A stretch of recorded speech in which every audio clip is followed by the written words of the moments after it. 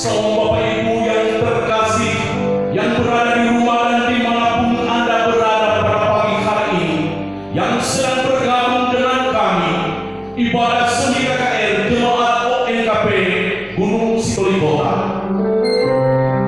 Kita bersyukur kepada Tuhan atas kasih dan anugerah-Nya yang telah memberikan waktu dan kesempatan kepada kita beribadah bersama-sama. Walaupun kita tidak berkumpul dalam gedung gereja pada saat ini, tetapi saya yakin dan percaya pada saat kita dengan penuh kesungguhan memuji memuliakan nama-Nya, ibadah kita berkenan kepada Tuhan. Ibadah pagi hari ini kita mengenang kembali pengorbanan, penderitaan, dan kematian Tuhan kita Yesus Kristus di Bukit Golgota untuk menebus dosa manusia yang percaya kepada-Nya. Tidak ada mahkota tanpa salib, tidak ada kebahagiaan tanpa korban dan derita, tidak ada firdaus tanpa tragedi Golgota. Sungguh salib Kristus membawa kita pada kemenangan dan kemuliaan. Adapun tema ibadah kita pada pagi hari ini, pengorbanan Yesus yang menyelamatkan. Mari kita memulai ibadah ini. Kita berdoa secara pribadi di hadapan Tuhan. Kita katakan kepada Tuhan, ini kami Tuhan yang tidak layak, siap untuk menyembah, memuji, dan memuliakan nama-Mu. Saat itu kita mulai.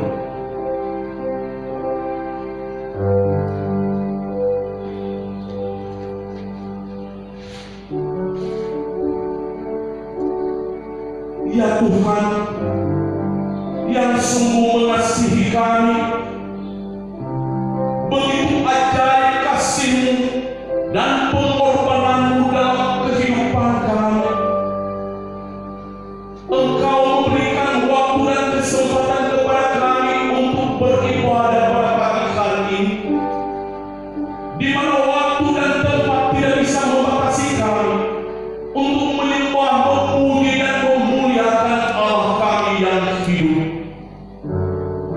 Ini kami anak-anak-Mu, bahkan dimanapun kami berada pada saat ini, siap untuk menyembah, memuji, memuliakan nama-Nya, menyembah Yesus yang telah menyelamatkan kami.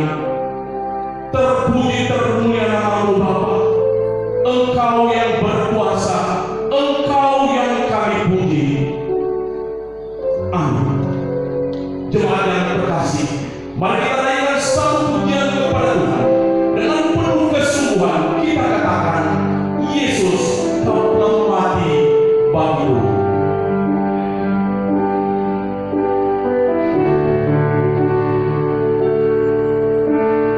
Yesus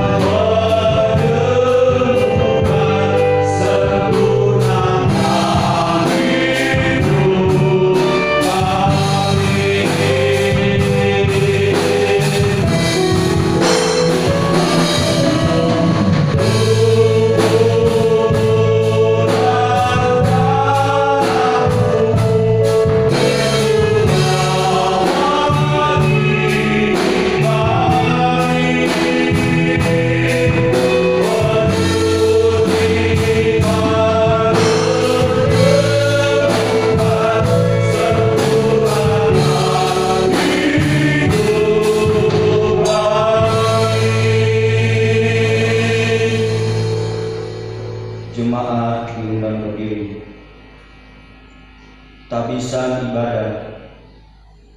Ibadah Jumat Agung mengenang kembali pengorbanan Yesus melalui kematiannya di kayu salib di Golgota yang berlangsung hari ini dalam nama Allah Bapa, Putra dan Roh Kudus. Amin.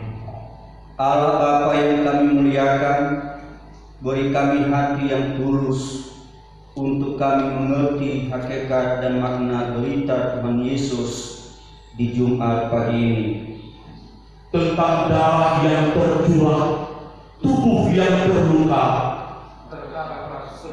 di kayu salib. dalam keadaan sebagai manusia, ia telah merendahkan dirinya dan taat bahkan sampai mati di kayu salib. Amin. Jemaat dipersilakan duduk kembali. Pembacaan firman Tuhan yang pertama terambil dari Yesaya pasal 53 ayat 1 sampai dengan ayatnya yang ke-7. Beginilah firman Tuhan.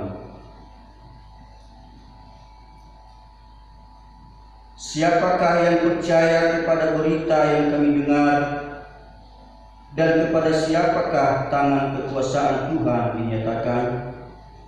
Sebagai taru ia tumbuh di hadapan Tuhan, dan sebagai tunas dari tanah kering. Ia tidak tampan, dan semaraknya pun tidak ada sehingga kita memandang dia, dan rupa pun tidak sehingga kita menginginkannya. Ia dihina dan dihindari orang, seorang yang penuh kesengsaraan dan yang biasa menderita kesakitan.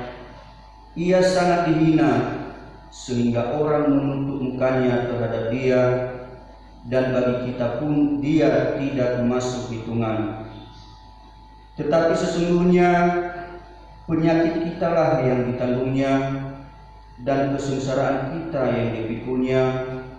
Padahal kita mengira dia kena tulah, dipukul dan ditindas Allah. Tetapi dia tertikam oleh karena pemberontakan kita, dia diremukkan oleh karena kejahatan kita. Ganjaran yang mendatangkan keselamatan bagi kita ditimpakan kepadanya, dan oleh pilu-pilunya kita menjadi sembuh. Kita sekalian sesat seperti domba, masing-masing kita mengambil jalannya sendiri, tetapi Tuhan telah menimpakan kepadanya kejahatan kita sekalian. Dia dianiaya, tetapi dia membiarkan diri ditindas, dan tidak membuka mulutnya seperti anak domba yang dibawa ke pembantaian, seperti induk domba yang keluh di depan orang-orang yang menggunting bulunya. Ia tidak membuka mulutnya. Demikianlah firman Tuhan.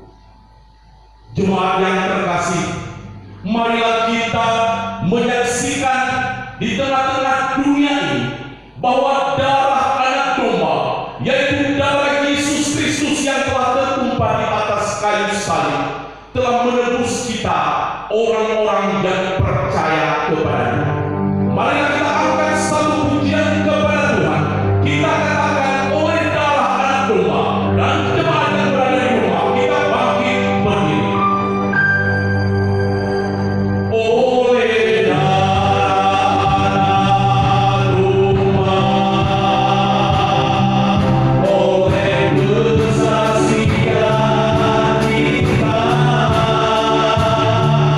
iblis dikalahkan, kuasanya dihancurkan oleh darah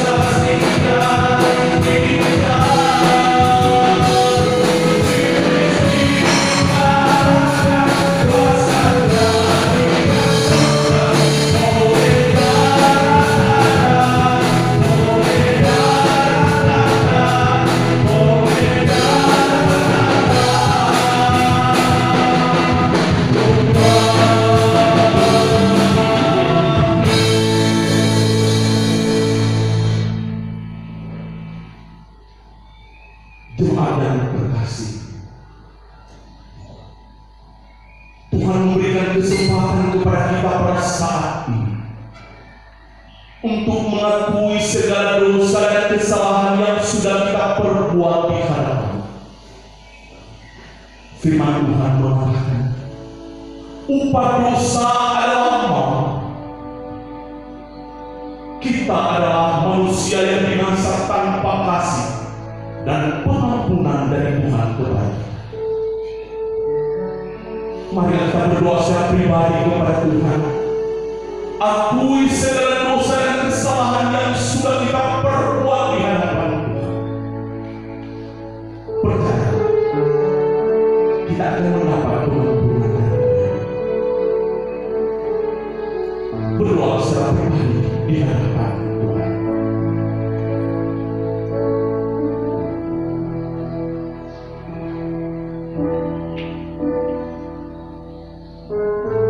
Ya Tuhan Yesus, ini kami anak-anak-Mu yang telah bersujud di hadapan-Mu pada pagi hari ini.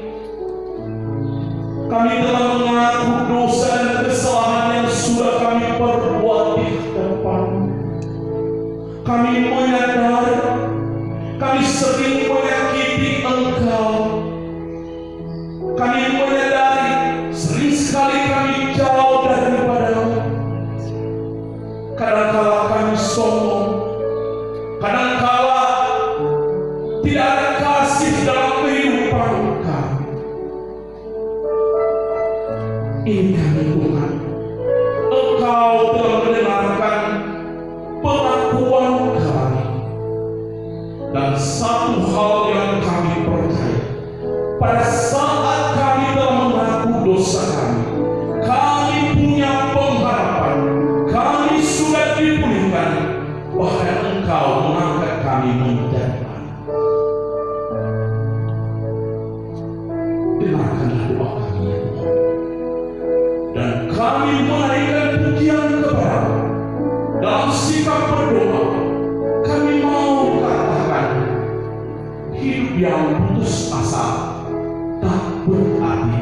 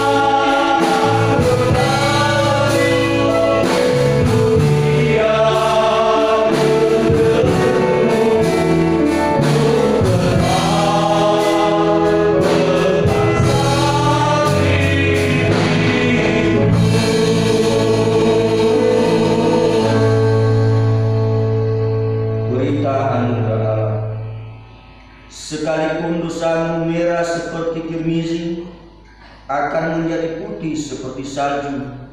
Sekalipun berwarna merah seperti kain kesumba, akan menjadi putih seperti tubuh domba. Amin.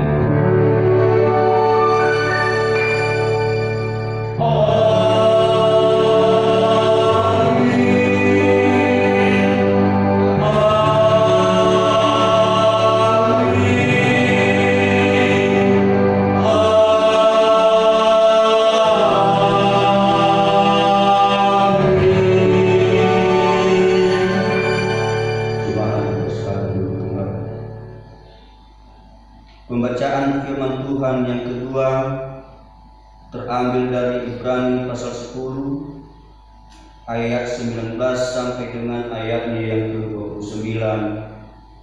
Beginilah firman Tuhan. Jadi saudara-saudara, oleh darah Yesus kita sekarang penuh keberanian dapat masuk ke dalam tempat kudus, karena Ia telah membuka jalan yang baru dan yang hidup bagi kita melalui tabir, yaitu dirinya sendiri, dan kita mempunyai seorang imam besar sebagai kepala rumah Allah. Karena itu, marilah kita menghadap Allah dengan hati yang tulus, ikhlas, dan keyakinan iman yang teguh. Oleh karena hati kita telah dibersihkan dari hati nurani yang jahat, dan tubuh kita telah dibasuh dengan air yang murni. Marilah kita teguh berpegang pada pengakuan tentang pengharapan kita, sebab Ia yang menjanjikannya setia. Dan marilah kita saling memperhatikan supaya kita saling mendorong dalam kasih dan dalam pekerjaan baik. Janganlah kita menjauhkan diri dari pertemuan-pertemuan ibadah kita seperti dibiasakan oleh beberapa orang, tetapi marilah kita saling menasihati, dan semakin giat melakukannya menjelang hari Tuhan yang mendekat. Sebab jika kita sengaja berbuat dosa sesudah memperoleh pengetahuan tentang kebenaran, maka tidak ada lagi korban untuk menghapus dosa itu. Tetapi yang ada ialah kematian yang mengerikan akan penghakiman, dan api yang dahsyat yang akan menghanguskan semua orang durhaka. Jika ada orang yang menolak hukum Musa, ia dihukum mati tanpa belas kasihan atas keterangan 2 atau 3 orang saksi. Betapa lebih beratnya hukuman yang harus dijatuhkan atas dia yang menginjak-injak anak Allah, yang menganggap najis darah perjanjian, yang memutuskannya, dan yang menghina roh kasih karunia. Demikianlah firman Tuhan. Berbahagialah mereka yang mendengar firman Allah dan yang memeliharanya serta melakukannya. Haleluya. Haleluya.